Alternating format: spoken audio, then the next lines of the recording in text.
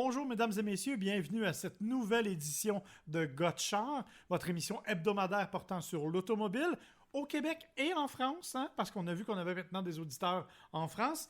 Alors, bienvenue cette semaine, c'est une semaine qui est assez chargée. Moi, je vais faire l'essai de la Cadillac CT5 V Blackwing et aussi du Lexus RX 2023.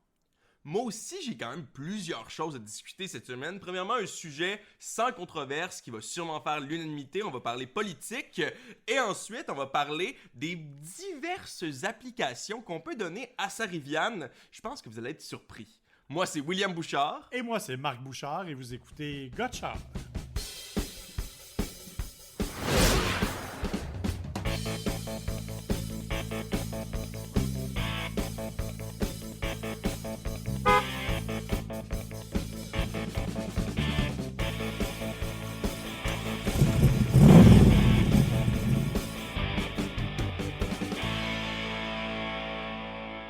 Alors voilà, c'est ainsi que débute cette émission sur les chapeaux de roue parce que on a pas mal de choses et des affaires un peu bizarres. Ah oui, j'ai pas tout mentionné, hein. On part en camping avec Porsche, il y a plusieurs choses, mais je pense que les gens vont être surpris, peu importe, par la Rivian. Je pense que ça, c'est vraiment principalement ce qui mérite d'être rappelé. Mais commençons avec tes essais. De quoi tu nous parles? Je vais parler d'abord de la Lexus RX. Je suis allé en Californie il y a quelques temps pour aller essayer ce véhicule-là. Le RX, il faut le savoir, c'est un VUS de luxe.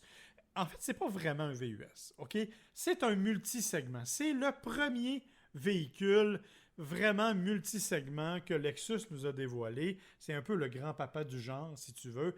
Donc, c'est un véhicule qui, oui, a les dispositions d'un VUS, mais et quand même, il y a l'espace, il y a tout ce qu'il faut, mais c'est pas le véhicule que vous allez amener là, dans des champs de boue ou au sommet des montagnes. Là. C'est vraiment un véhicule de luxe qui vous offre l'espace, qui vous offre le confort, et encore plus en 2023, parce que c'est un véhicule qui a été complètement redessiné au complet, même si, pour être honnête, si vous placez le 2023 aux côtés du 2022, vous allez trouver d'étranges ressemblances. Sincèrement, on voit que c'est la même famille, là. C'est ce que j'allais dire. Complètement redessiné, mais franchement inspiré, là. Totalement, mais c'est correct parce que c'est ça qui plaît. Je dois te rappeler que le Lexus RX, c'est le plus vendu de tous les véhicules Lexus. Non, mais il est beau, sincèrement. C'était pas une critique. Je trouve que la calandre en avant, c'est vraiment cool. L'espèce de, je sais pas, dentelle presque, là, qu'ils mettent en avant. Ouais, ben ça, c'est la bonne nouvelle parce que les anciennes Lexus, pendant quelques temps, ont eu des espèces de ce qu'ils appelaient une calandre en forme de sablier. Ça faisait pas nécessairement l'unanimité. C'était gros, c'était massif. C'est pas tout le monde qui l'appréciait. Avec ça, on a conservé l'espèce de forme de sablier, mais la partie en haut de la grille, elle est de la même couleur que la carrosserie. C'est donc plus discret, ça va mieux s'intégrer et ça donne vraiment un look beaucoup plus dynamique. Un autre petit aspect dont je dois parler, avant de parler même du véhicule, c'est d'être un peu chauvin. Parce que le Lexus RX, il est assemblé au Canada. En tout cas, dans 3 de ces 4 versions. La 4e version, c'est la version hybride branchable dont je vais parler brièvement, mais qui ne va arriver que l'an prochain. Pour le moment, elle est assemblée au Japon et elle ne sera vendue qu'au Japon au cours de cette année.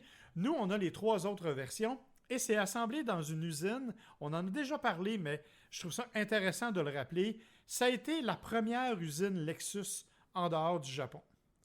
OK, la première. Il y en a maintenant une aux États-Unis, mais c'est l'usine canadienne qui s'est assurée de former les gens qui travaillent à l'usine Lexus aux États-Unis. Ça appartient à Toyota. C'est ça, oui. C'est la version de luxe de Toyota.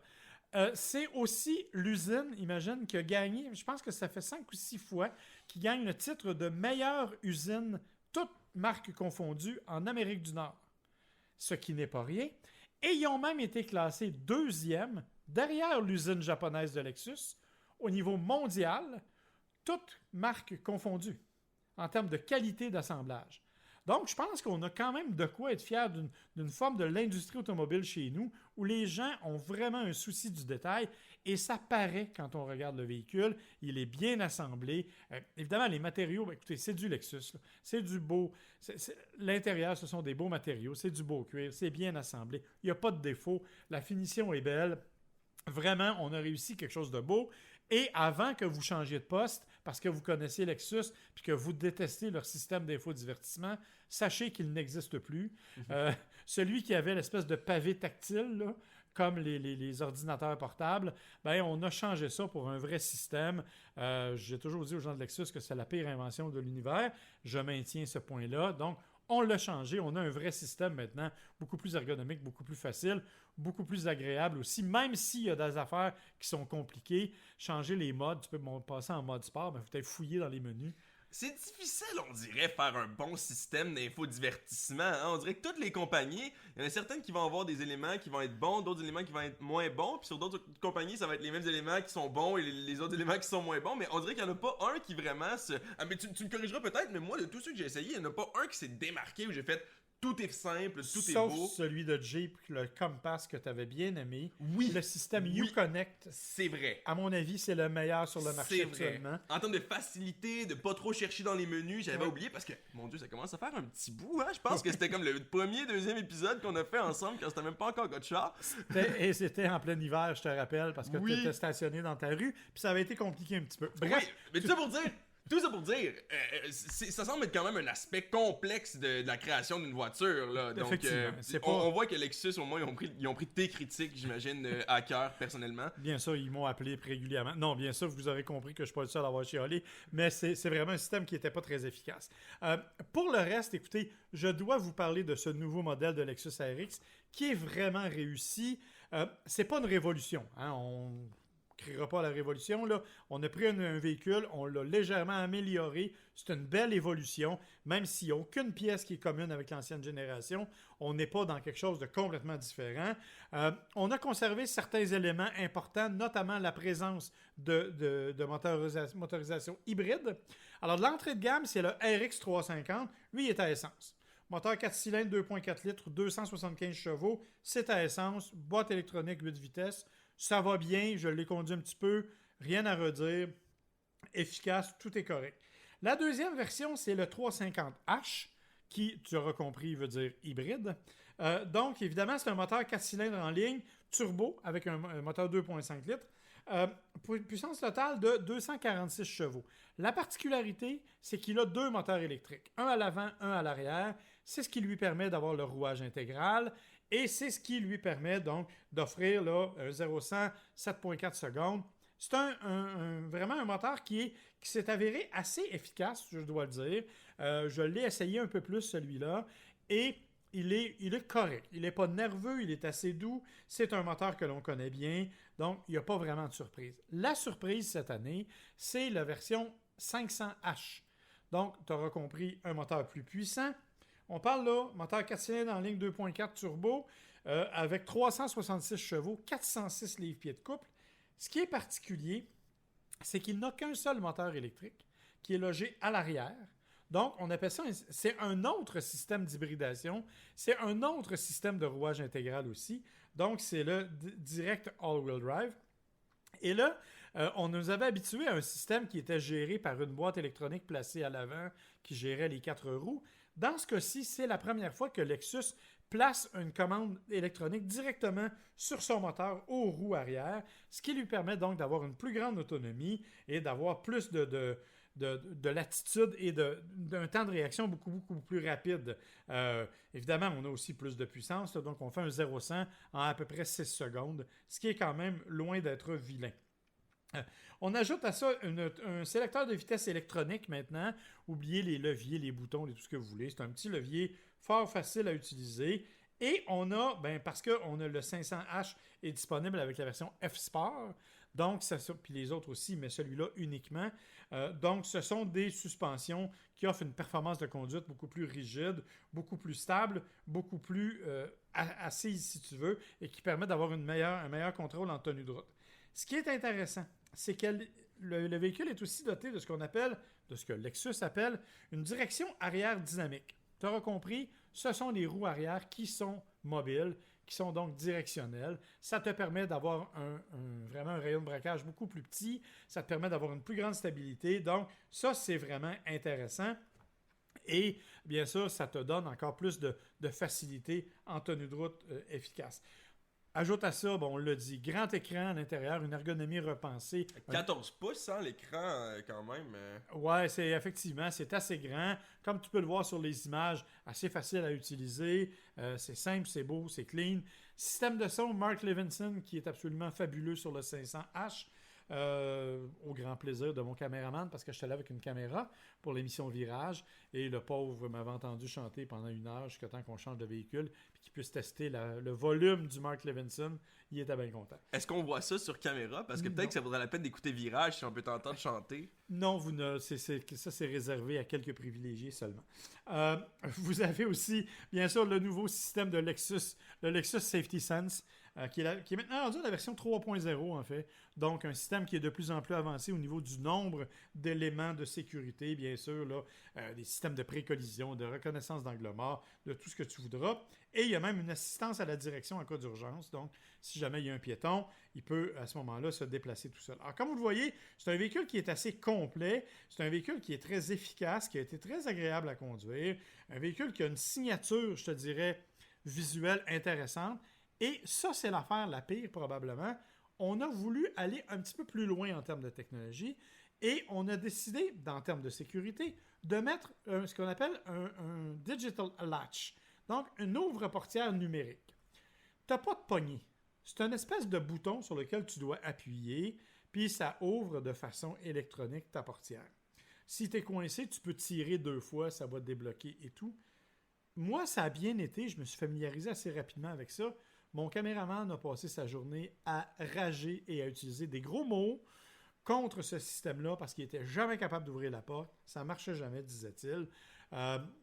Le véhicule doit être complètement immobilisé, tout doit être déverrouillé. Bref, il a détesté ça. J'ai bien compris, il vérifie même qu'il n'y a pas de trafic, par exemple, qui s'en vient, qu'il n'y a pas de cycliste qui s'en vient. Il y a comme une caméra qui regarde ça pour éviter de frapper les cyclistes. Écoute, c'est quand même intéressant. Comme de base, l'idée, personnellement, je la trouve intéressante, mais je peux comprendre. C'est comme les trucs de maintien de voix. Ouais. L'idée, des fois, elle semble bonne, mais dans l'exécution, t'es comme, laisse-moi donc juste ouvrir ma porte. Là. Je suis obligé de te dire que moi, j'ai pas eu de misère pantoute avec ça. Ça a super bien été. Une fois que tu as compris le principe que tu cherches pas la poignée, tu n'as fait qu'appuyer sur le bouton et ça se défait tout seul. La raison pour laquelle on a permis de tirer dessus, c'est en cas, par exemple, si la batterie est désactivée ou, tu sais, parce que c'est électronique, donc ça fait ça. Mais effectivement, j'étais pour te dire que ça fait aussi partie du système de sécurité parce que ça, avec la reconnaissance d'angle mort, il va reconnaître les vélos, les voitures, tout ce qui s'en vient, donc va t'empêcher de le passer. Alors évidemment, c'est beaucoup de changements pour un véhicule dont on ne connaît toujours pas le prix. Hein? On va le connaître quand il va arriver. C'était ma prochaine question. Ouais, on n'a pas les prix, malheureusement. Même pas US, rien? Même pas US, rien, là. On n'a rien du tout. Par contre, on est extrêmement... il y a une autre affaire dont je voulais te parler. C'est vrai. Dans le système de sécurité, tout ça fonctionne par radar. Hein? Tu sais comment ça marche, caméra, radar, lidar et tout. Ils ont chauffé le logo en avant. Comme ça, en hiver, s'il y a de la glace, le logo fait fondre la glace et le système peut fonctionner quand même. Non, mais tu sais... Il y a quand même une attention au détail qui est portée, qui est particulière. Là. Et très canadienne. C'est de là que l'on se rend compte que l'importance d'assembler une voiture au Canada, ça nous a permis d'avoir un système comme celui-là, parce qu'on s'entend, c'est pas au Japon qui aurait pensé là, de faire fondre la glace. Là. C'est encore drôle. Mais en tout cas, il y en a pas nulle part. Il y en a moins. Puis des sièges chauffants, c'est chez nous. Fait que, C'est vrai. Ben, il y en a, hein, de la glace. Si tu vas à Hokkaido l'hiver, pour moi, ça va être aussi pire qu'ici. Mais oui, effectivement. Ben, c'est ça. Alors, tout ça pour dire donc on estime que ce véhicule-là, qui est déjà le numéro 1 chez Lexus, devrait connaître une hausse de ses ventes de 20%. Et je l'ai dit, dès l'an prochain, il y aura une version hybride branchable. Donc, vous la branchez, vous faites une certaine distance. On n'a pas voulu nous donner les spécifications techniques. Je l'ai conduite un petit peu pendant 15-20 minutes. C'est aussi doux, c'est aussi souple. Tout est transparent. Quand tu passes du mode électrique au mode à essence, tu te rends compte de rien. Et bon, c'est donc une belle application là, de ce véhicule-là en mode hybride branchable. Ça sera donc à voir dès l'an prochain chez nous. Mais pour le moment, on n'est pas rendu là encore. Voilà, mon cher. Alors ça, c'était mon essai luxueux et tranquille. Ouais, là, tu passes à ton luxueux, mais moins tranquille. C'est exactement ça. Là, je passe à un essai qui est luxueux, mais dont le mot tranquillité ne devrait même pas faire partie. C'est la Cadillac CT5 V Blackwing. Bon, OK. CT5, pour ceux qui ne savent pas, c'est l'espèce de pas de hatchback, là, mais c'est un fastback. C'est un 4 portes avec une partie coupée vers l'arrière. Ça, c'est une chose. La V, ben V, ça veut dire Velocity du côté de Cadillac. Hein? Ça exprime assez bien ce que ça veut dire.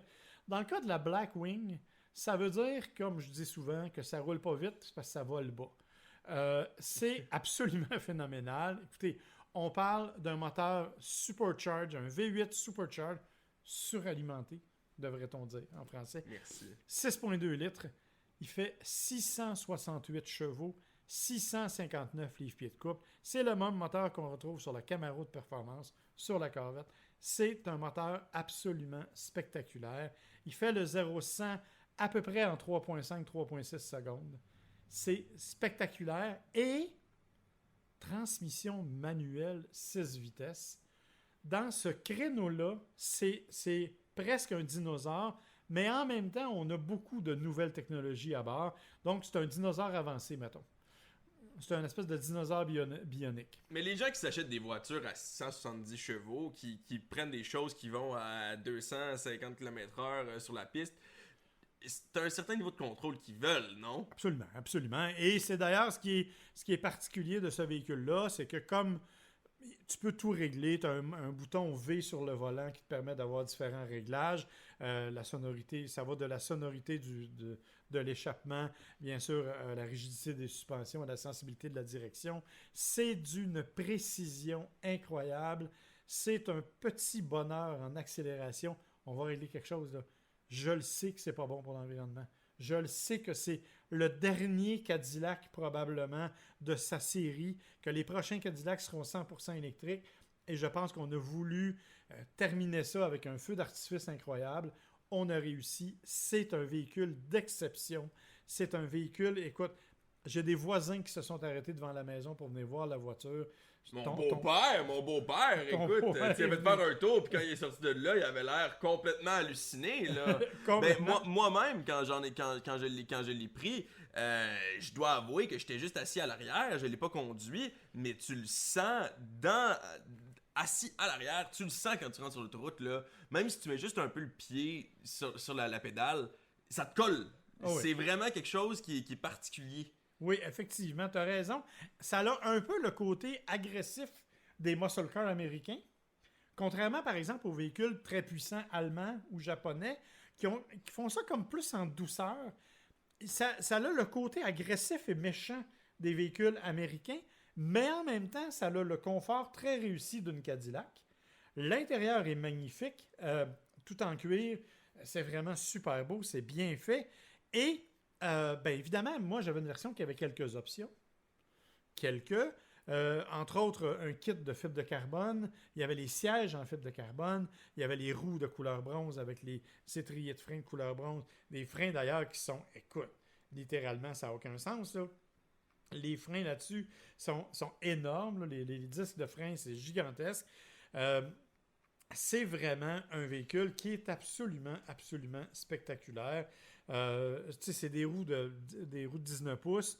Tout est fait pour que ça soit un véhicule de performance et c'est extrêmement bien réussi. Avec tous les systèmes embarqués, tu sais, je n'irai pas dans ces précisions-là. Là. On le sait, là, tous les systèmes de sécurité embarqués, les caméras, les surveillance les caméras de recul, tout ce que tu veux, là, tout est là.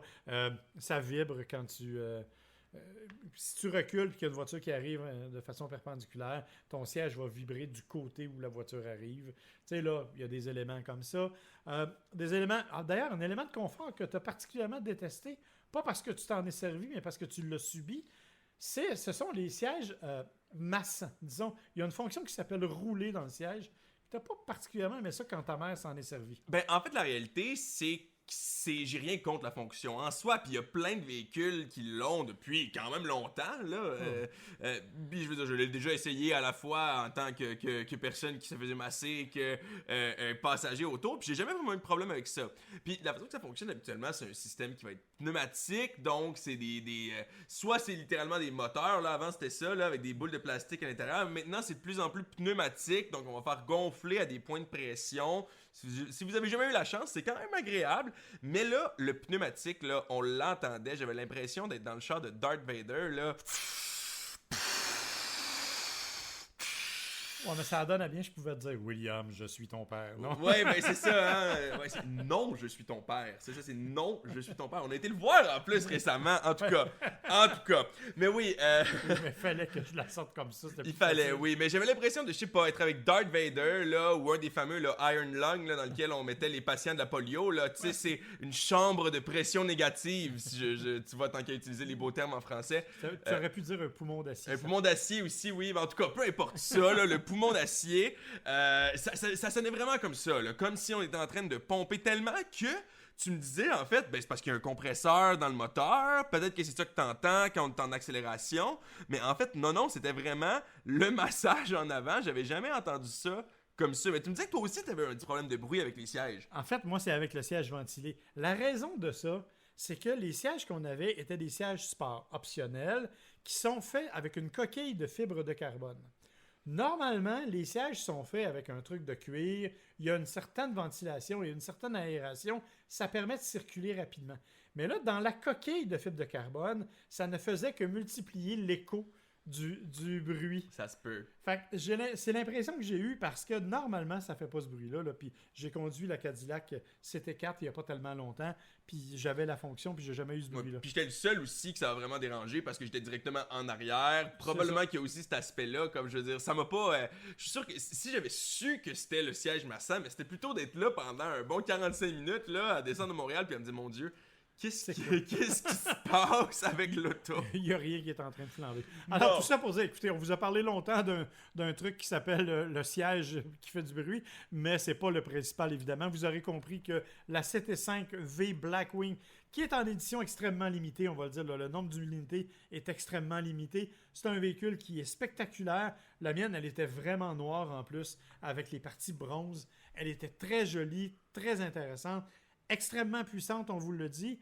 Et ben, dans la formule que moi j'avais, elle valait quand même 112 000 $, puisqu'il y avait pour à peu près 22 000 $, 22 555 $ précisément d'options dessus. Donc, vous aurez compris que c'est un véhicule que l'on essaie, qu'il y en a très peu. Il y a des gens, j'ai quelqu'un qui s'est arrêté devant chez moi, qui a déjà fait une réservation. C'est un véhicule qui s'adresse à des puristes qui ont envie de conduire une voiture exceptionnelle et honnêtement, c'est très bien réussi. Pour, je le répète, être probablement une des dernières Cadillac avec ce genre de puissance-là. Alors, mon cher William, on va parler plus sérieusement. On va parler politique. D'habitude, on évite de parler politique. Mais là, on va parler politique automobile quand même. On va rester sur le sujet.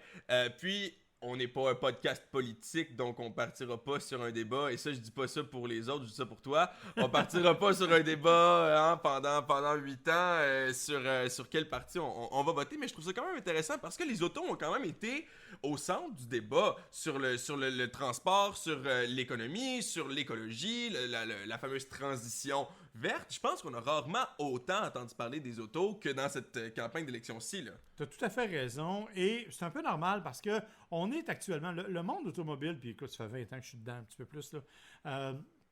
On est actuellement vraiment dans une période de transition incroyable. Je pense que j'ai jamais vu ça dans ma vie, puis je reverrai jamais ça dans ma vie. Un changement aussi radical dans la façon de faire les choses. Et il y a de plus en plus de personnes qui sont sensibles à ça. Et tous les partis ont voulu s'associer d'une façon ou d'une autre à des promesses qui vont modifier justement notre perception des transports. Il y en a quelques-unes avec lesquelles je suis d'accord, d'autres avec lesquelles je suis moins d'accord. Écoute, il y a au moins un parti qui a fait absolument aucune promesse quant à ça, hein?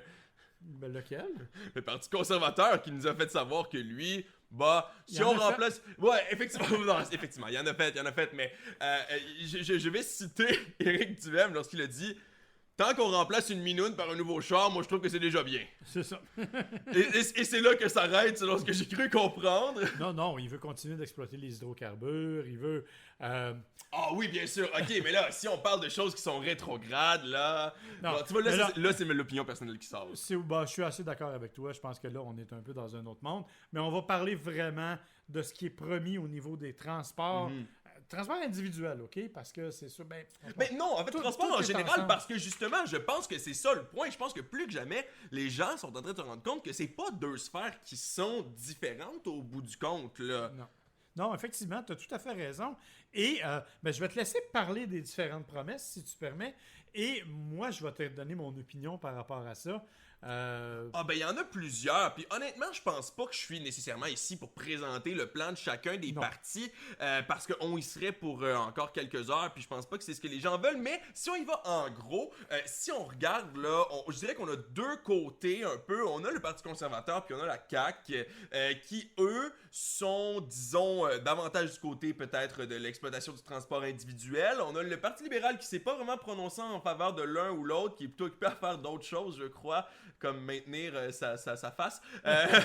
Mais bon, ça c'est notre histoire.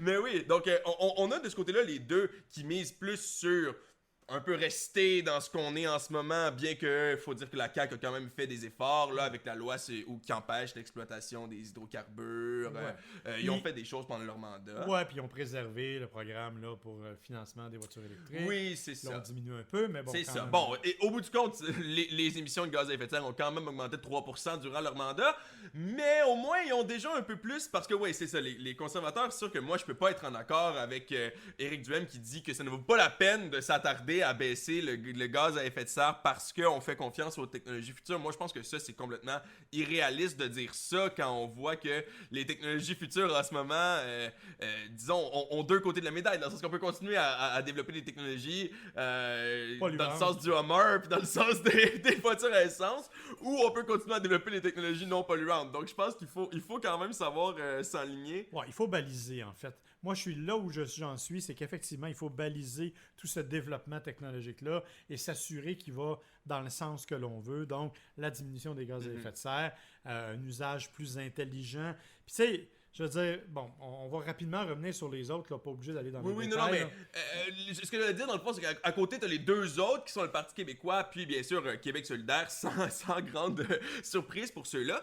Plus de surprise un peu pour le Parti québécois, à quel point ils vont vers l'électrification des transports. Mais ceux qui ont probablement le plan le plus, je dirais, concret, là, c'est probablement Québec solidaire. Et eux, ils misent à 100% sur le transport dans leur stratégie de réduction des gaz à effet de serre. Là, on parle de la création de Québec Rail et Québec Bus pour augmenter le transport en commun à la grandeur de la province. On parle de nouvelles stations de métro, nouvelles lignes de métro, même ici même à Montréal, hein, parce qu'il faut dire que tu l'enregistres en direct de la grande ville en ce moment. Donc voilà, on parle aussi de surtaxe sur les véhicules polluants, le même principe de bonus-malus que tu me disais qu'on peut même retrouver là, en France, déjà en Europe, dans certains endroits.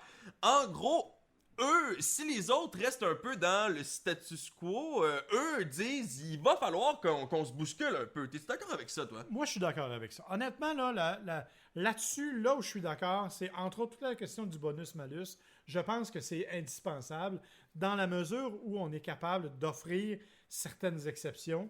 Parce qu'on ne se cachera pas que bon, le fait est que certains véhicules certaines personnes ont besoin de certains formats de véhicules. Non, c'est certain. Fait que, il faut trouver des exceptions, donc il faut trouver une façon d'adapter tout ça. Il faut aussi adapter tout ça en fonction des réalités du transport en commun.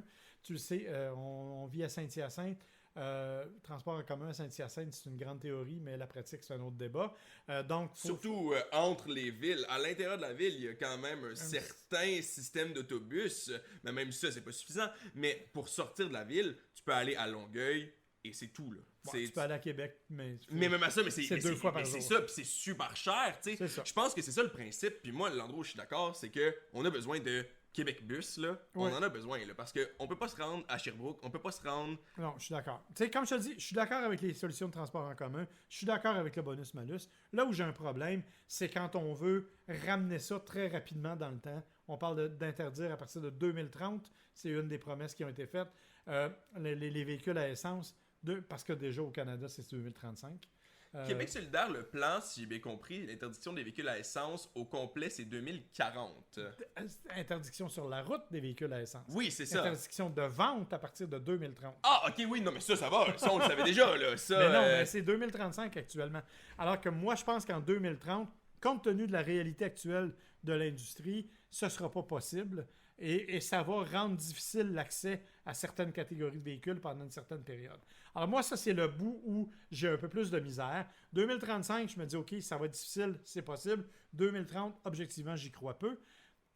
Puis écoute, là, tu sais, William, là, on est actuellement dans une période où si tu veux un véhicule électrique, là, au moment où on se parle, si tu as mis ton dépôt la semaine passée, tu en as pour de 2 à 3 ans d'attente avant d'avoir ton Je véhicule. suis d'accord avec toi. Mais toutes les fois qu'on s'en parle, puis on s'en parle souvent, ce que j'ai à te dire, c'est oui, parce qu'en ce moment, les compagnies n'ont pas nécessairement avantage à ce point en 2022 d'être capables d'offrir ça. Mais moi, ce que je crois au plus profond de mon cœur, c'est que une compagnie, là, tu la prends par le sac, dans ce cas-ci, d'argent, elle va se plier, là. Elle va se plier, mais le problème, c'est qu'en bout de ligne, une compagnie qui fait ça, ce sont les consommateurs qui vont devoir payer le supplément. Fait que moi, je me dis, 2035, c'est déjà une solution intéressante. Puis ça permet à tout le monde, probablement, d'aviser mieux. Je suis pas contre, mais je te dis que pour moi, 6 ou 7 ans, c'est trop tôt dans le monde automobile actuel. Donc, donnez-leur une dizaine d'années, ça va se faire. De toute façon, il y aura un changement progressif par la force des choses. Et éventuellement, on en arrivera à ça. Mais d'imposer ça pour 2030, si ce n'est pas fait dans un cadre global, parce que là, il y a un autre problème, c'est que c'est le fun de dire qu'au Québec, tu n'as pas le droit en 2030. Mais si en Ontario, tu es en 2035, qu'est-ce qui va se passer? C'est que le Québec, il y aura un paquet de véhicules qui ne seront plus accessibles chez nous, mais qui vont être accessibles en Ontario.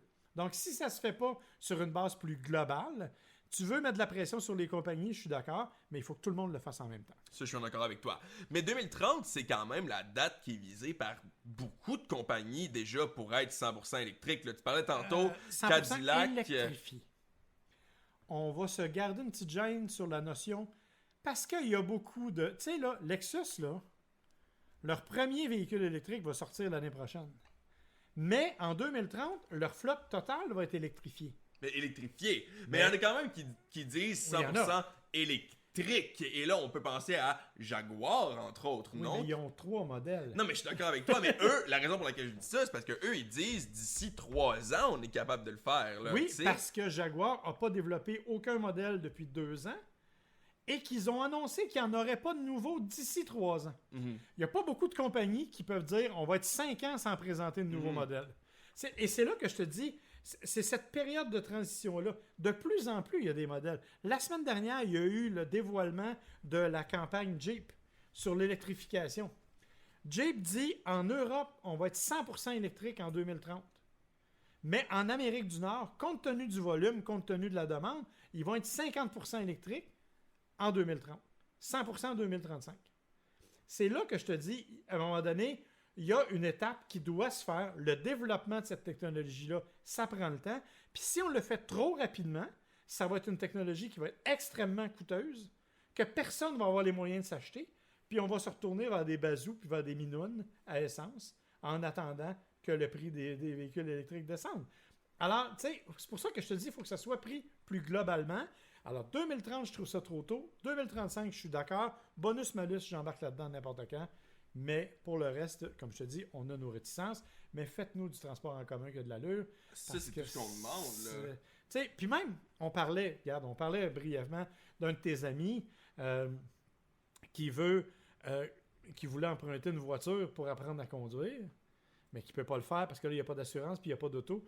Même les services d'autopartage ne sont pas adaptés à cette réalité-là. Fait qu'il y a un paquet d'affaires qu'il faudrait changer au niveau du transport. Ben, on dirait qu'effectivement, on en a parlé en fin de semaine, puis on dirait que c'est là que je me suis rendu compte d'à quel point il n'y a pas de différence entre le transport individuel puis le transport en commun, parce que dans le fond, ce gars-là, il veut comme ne pas être dépendant des services de transport en commun qui existent en ce moment. Il voudrait utiliser le transport individuel, même si c'est pas ce qui est à la mode et même si c'est pas ce qui est disons, écolo de faire. Puis on dit, ben tu peux même pas, parce que pour ça, il faut que tu possèdes une voiture ou que tu sois enregistré avec telle voiture, même s'il a même pas le droit de la conduire tout seul, tu sais. C'est ça l'affaire. Moi, j'aurais pas le droit de péter le .08 à côté, j'aurais pas le droit de sortir au bar pour que ce soit mon chauffeur désigné parce que j'aurais bu, mais lui, par contre, il faut qu'il soit assuré. Donc oui, c'est ça. Dans le fond, je pense qu'on s'entend tous pour dire que si ce gars-là il avait accès à des services en commun qui ont du sens, il y aurait même pas besoin de rentrer, de commencer à avoir une auto individuelle. Ou s'il le faisait avec un service d'autopartage qui est efficace, puis tu sais, comme une auto, ça existe, mais tu sais comme moi, là, faut que tu réserves 6 mois d'avance. Là. Ou à la dernière seconde, c'est ça l'affaire, c'est les deux choix. Parce que ils sont pas disponibles, sauf dans 1 heure ou dans 3 semaines. Ouais, parce qu'il y en a un qui a annulé. C'est ça, exact, oui, c'est ça. Alors, tu sais, donc ça aussi, ça devrait faire partie de la politique. Bref, tout ça pour dire que on va encore entendre parler pas mal de transport. Oui, puis on a dit qu'on n'allait pas parler trop de controverses, puis finalement, on est rendu à 35 minutes, fait qu'on va passer le reste assez rapidement. Mais il y en a qui valent la peine. Oh oui, mais moi je vais garder ma préférée pour le dernier. Parlons de Porsche. Partir en camping avec sa Porsche, tu te dis... C'est correct, ça dépend laquelle, là. Ouais, mais t'as pas beaucoup de place pour les bagages, me semble. Ben, ça dépend laquelle, encore une fois. Là, si tu pars avec ta Cayenne, 911, ouais, c'est ça, exactement. Là. Mais dans le fond, Porsche, ils disent que ça se fait avec pas mal n'importe laquelle, sauf leur Boxster cabriolet, bien sûr, en proposant une tente à Porsche, où on met cette tente par-dessus sa Porsche, et il est écrit Porsche sur la tente, et on peut rester dans la tente par-dessus sa Porsche. Et toutes les Porsche, c'est ça qui est assez impressionnant, là. Leur image, je crois que c'est une 911, oui, c'est ça, j'étais pas certain. L'image envoyée par Porsche, c'est une 911 en plein milieu de genre une forêt, avec une tente dessus, puis la tente est assez grande pour 2 personnes, on peut s'y coucher assez confortablement. On calculait tantôt, même moi, 6 pieds 2, 6 pieds 3, je rentre. Le sol fait 210 cm. Fait que je rentre quand même assez bien. C'est 2,10 m. Faut expliquer aux gens que en fait, ça ressemble à une espèce de gros coffre. Tu sais, les coffres de toit, là, les coffres à ski, là, les toulés, puis autrement. Ça ressemble à ça, mais ça fait la largeur complète de la voiture. C'est comme une tente roulotte, mais comme sur le toit de ton auto. Oui, c'est ça. Ça prend des rails de toit, puis tu mets ça. Et ça pèse 56 kg, mais je suis obligé de te dire... Mon pauvre William, tu vas être obligé de ralentir ta vitesse parce que tu ne peux pas excéder 130 km/h. Mais on n'a pas besoin de rail de toit, hein? Ah On n'a non? pas besoin de rail de toit. Et il y a 2 poids différents parce que c'est possible de l'installer même sans rail de toit. Bon, premièrement, il faut encore se la procurer, hein? Tu me disais 6000 quelque chose. 6250. Oui, 6250 canadiens. On parle de ce 5700 US, là, c'est là-dessus qu'on se base. Ouais, quand même, là, il faut vouloir. Mais le problème surtout, c'est le poids maximal si on n'a pas les rails de toit. Si on n'a pas les rails de toit, c'est 309 livres le poids maximal. Ce qui fait que je vais y aller tout seul, même sans mes chiens. Oui, ben c'est ça, hein, t'amènes pas grand-chose. Je veux dire, même moi, ma blonde est tout petite. Moi, je suis pas très gros. Je veux dire, je suis pas mince, là, mais je suis pas, tu sais, je suis pas obèse. Puis on rentre à peine, là. Moi et ta mère, on rentre pas. Je te le dis, je contribue pour beaucoup trop de pourcentage. Ben c'est ça. Au nombre de jokes que tu fais sur ta taille de jeune fille, c'est peut-être moins surprenant de ton bord, mais tu sais, même moi et ma blonde, on rentre pas vraiment. Mais si t'as des rails de toit, c'est 419 livres. Donc déjà quand même, là, c'est plus raisonnable un peu. Mais parlant de choses à accrocher sur sa voiture, hein? Tu sais, une des sciences les plus importantes quand on parle de consommation de carburant, c'est l'aérodynamisme. Hein? Ouais. Diminuer la friction et diminuer comment ça rentre. Puis il y a un gars en Europe qui a trouvé une solution pour sa Subaru Impreza. Ouais, puis une solution en duct tape, hein, c'est un petit peu à ça que ça ressemble. Si rajouter la tente sur le toit de sa Porsche, ça t'enlève de l'aérodynamisme et donc ça l'augmente ta consommation. Selon cet homme, accrocher une espèce de queue de requin après sa Subaru Impreza serait capable de te faire sauver jusqu'à 14% d'essence, en fait. Serait capable de réduire ta consommation, voilà, je vais reprendre, de près de 14% parce que ça augmente ton aérodynamisme. Mais il faut dire que la queue de poisson, elle est presque aussi longue en fait que la voiture en elle-même. Donc ça a l'air d'un ballon de football, là. On mettra la photo tantôt sur notre page Facebook. Je suis obligé de te dire que je pense que j'aime mieux payer le 14% d'essence de plus que de me promener avec un char qui a l'air de ça. Ah non, mais Gabriel Nadeau-Dubois, il va imposer tous les chars à avoir la queue de poisson dessus, là. Voyons, d'ici 2030. C'est une horreur épouvantable, mais on comprend que oui, il y a beaucoup de turbulences à l'arrière des voitures, mais là, à un moment donné... il y a une limite, là. J'ai déjà conduit un Aztec, là, mais même moi, j'ai une limite. Là. Ouais, mais bon, hein, c'était comme en 2004. Là, en 2004, tout le monde faisait des erreurs du genre. Hein. T'as-tu vu tes lunettes aussi en 2004? Ouais, j'avais l'air un peu d'avoir des porte-patios. Bon, c'est correct, on continue.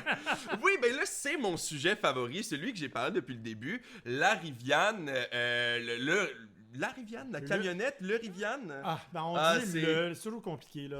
Mais en tout cas, Rivian. C'est un camion. Ah, ok, et ce n'est pas une camionnette. Non, c'est Ok, un parfait, camion. je comprends. Donc, le Rivian, le camion, bien sûr électrique, est capable, comme le Lightning, comme le Maverick aussi même, qui n'est pas électrique, mais quand même, d'avoir une plug dedans sur laquelle on peut brancher bien des choses. Et là, cette fois-ci, il y a un médecin américain qui a trouvé quand même une utilisation un peu intrigante à sa Rivian. Donc, je sais pas si j'ai besoin de te l'expliquer, mais quand un papa aime une maman très très fort, des fois ils veulent pas que ça fasse rien après, hein? Et donc il y a des messieurs, voilà, des papas qui vont se faire cautériser le canal déférent. C'est ce qu'on appelle une vasectomie, j'imagine que tu Ouais. le saurais toi-même. Ouais, on coupe le canal famille. Oui, Oui, vas-y. c'est ça. Désolé, difficile de parler de ça sans rire un peu. Et là, cette personne-là, malheureusement, le docteur, il n'y avait pas d'électricité à leur clinique la journée de la vasectomie du monsieur. Ils ont manqué l'électricité pendant la procédure et il a donc branché sa machine à cautériser dans sa Rivian afin de cautériser le monsieur qui subissait l'opération. Écoute, je m'excuse, je peux pas m'empêcher. Déjà, c'est une opération qui est pas particulièrement agréable et pour laquelle tu es un peu nerveux. Mais là, de savoir que tu dépends d'une camionnette en plus, Ben, c'est ce que je me disais. Imagine, tu sais, vous m'excusez l'expression, mais t'as la couille ouverte, puis là, la camionnette à lâche. Tu sais, moi, c'est un petit peu ça qui me stresserait, mais si ça peut te rassurer, tout s'est bien passé. L'homme a été correct, il a été cautérisé au complet, il est reparti chez lui, le sac fermé, le sourire aux lèvres. Et le médecin ensuite l'a tweeté pour nous faire part de son histoire peut-être un peu cocasse. ouais, mais en tout cas, écoute, en tout cas, bref, c'est là qu'on se rend compte que les véhicules électriques sont beaucoup plus polyvalents qu'on pourrait le penser. C'est à ça que ça va nous servir d'ici 2030 d'avoir que ça sur la route. Imagine toutes les vasectomies qu'on pourrait faire. Tu sais, c'est toi la prochaine génération de vasectomie, hein? Je te dis ça, moi je dis rien. Alors, on vous remercie d'avoir été avec nous pour cette émission d'un très grand sérieux une fois de plus. On vous invite à nous écouter, bien entendu, sur Spotify, sur Apple Podcast. Vous pouvez nous laisser votre avis aussi. Mettez-nous des petites étoiles, c'est toujours agréable, et des commentaires. Vous pouvez nous les envoyer aussi à gotchar.podcast@gmail.com ou sur notre page Facebook, Gotchar, bien sûr, Gotchar Podcast. On vous remercie d'avoir été avec nous, William. Je te remercie de ce débat qui n'en était pas un. Effectivement, c'était plutôt intéressant. J'ai hâte de voir si nos auditeurs vont avoir des opinions par rapport à ce qu'on a dit. Parce que comme je l'ai dit au début, s'il y a bien un sujet qui fait l'unanimité et qui n'a jamais de controverse, c'est bien la politique. Donc on vous invite franchement, même si c'est pour nous dire à quel point on a tort, de nous faire part de vos opinions politiques. Peut-être qu'on reviendra là-dessus un autre épisode. Effectivement, tu as tout à fait raison. Et là-dessus, ben, on vous souhaite une bonne semaine. À la semaine prochaine!